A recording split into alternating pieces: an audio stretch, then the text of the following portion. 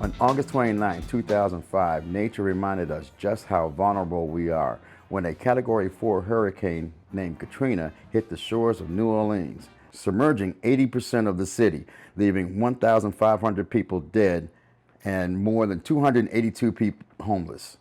Among the many people who rushed to the aid of the displaced citizens was Vincent Ntandi. So in 2005, I was in graduate school at American University finishing my doctorate. And I was also working for the National Hip Hop Caucus. And one of my jobs with the Hip Hop Caucus was to bring evacuees from Hurricane Katrina up here to DC to meet with members of Congress to try to get support and help.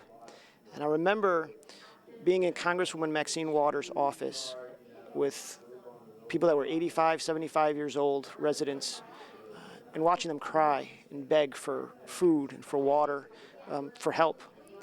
And it left such an impression on me that I said, from this day forward, I will always teach Hurricane Katrina the rest of my life. And that's what he did. In September of 2015, 10 years after the worst hurricane to hit the nation, Vincent and his colleague, Associate Professor Bess Vincent, coordinated a commemoration at the Montgomery College's Tacoma Park campus to the survivors of Katrina. 2 years ago, for the first time in my teaching career, a student said to me, "What's Katrina?" At that moment, right after that class, I walked into Professor Bess Vincent, a colleague of mine who was also a victim of Hurricane Katrina. I walked into her office and said, "We've got to do something." I grew up in Louisiana, and I lived in New Orleans during Hurricane Katrina. With most storms, we all evacuated. And I recognize that my story is different than others because I was fortunate enough to evacuate.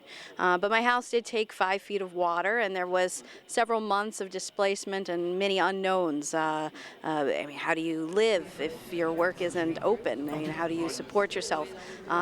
Just going back proved challenging. There was 2 months where no one was allowed into the city. We've reached a point where our students, this isn't an event that's really made a real impact in their lives in knowing what it was, the implications, the impacts of Hurricane Katrina. And so my colleague Vin Ntandi and I saw an opportunity to do some education here with this 10-year commemoration. What we first did here was we had a street fair, and it was not a party, but it was a way we wanted to celebrate the resilience, the courage, the strength of the actual citizens of New Orleans, their culture, their music, everything their food that we love about New Orleans that survived, and we wanted to celebrate that first, in addition to our film festival and our art exhibit that we have here, and of course our panel discussion tonight. This panel discussion included national and local leaders talking and educating students about the social and economic impact Katrina had on the nation and Montgomery County. New Orleans is very, very dear to me, very close to my heart. So when I was asked to come here and speak about 10 years since Hurricane Katrina, I leapt at the opportunity. It was something that I was not just happy to do, it was something that, I felt really inspired to be a part of, because I really do feel that for my friends who are in New Orleans, their stories aren't getting told. Not just my friends in New Orleans, let me be clear about this.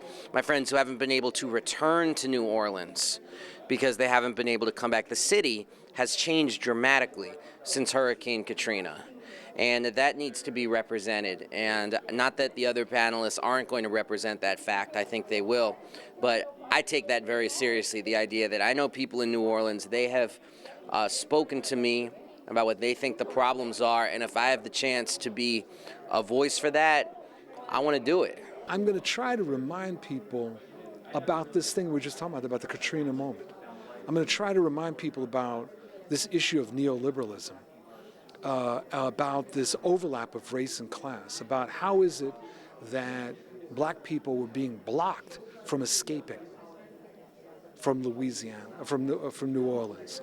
How is it that you could have these very different portrayals of the survivors, some treated as looters, others as courageous survivors, and that is divided by a racial line? That's a lot of what I want to talk about today.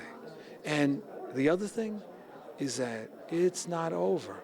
And I don't mean just in terms of New Orleans, that I do not think that this country has learned the lesson of the Katrina moment.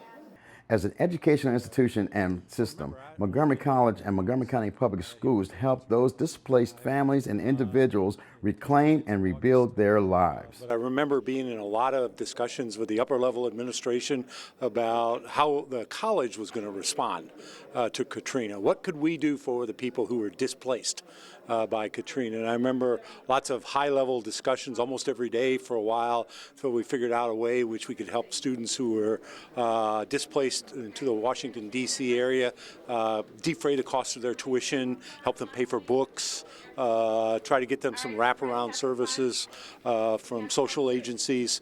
I was really proud that I worked for Montgomery College, even though I'd only been here for 3 months, when we sort of stepped up and tried to do what we could to help these folks. I don't remember the exact number of students we served or how much money we were able to come up with in terms of scholarships, how many services we provided, but I do know that it was the right thing to do, and it was fun to work at a college where there was no dispute about that. We just had to step up and do the right thing. I was proud of Montgomery County too. There was a big response from there. I know that they did all kinds of things that they could to help folks with social services. I remember MCPS, Montgomery County Public Schools, stepping up because school had already started, and they enrolled a bunch of kids even after the beginning of the semester. So that was pretty cool too. No, I just stopped crying a couple of years ago. I did own a home and a car and a dog. And we had to leave some stuff behind, and I did go back, and my neighbor did rescue my dog out the house. I tried to rebuild my business here. Then came the real estate crash. So after that, I decided no more fluctuation. I need to do something that was more stable. So I came to Montgomery College, enrolled in the school, and to become a nurse. And that's where I am now, my 4th semester. I want to go back to, help support the economic base. So I want to become an RN, so now, when I return, I will be a nurse. And I've been afforded 2 grants here, well, really 3. The Ann Jeffers scholarships 3 times, and just this summer, I was awarded a scholarship to work at the Holy Cross Clinic for the summer, which awarded me $1,500. So those kind of things makes it affordable for me to achieve my goals. And yes, MC does work for me. Montgomery College's commemoration of Hurricane Katrina 10 years later isn't just about the lives lost or displaced, but to educate and learn about the resilience and how to move forward and rebuild. For MC Today, I'm Stan Jones.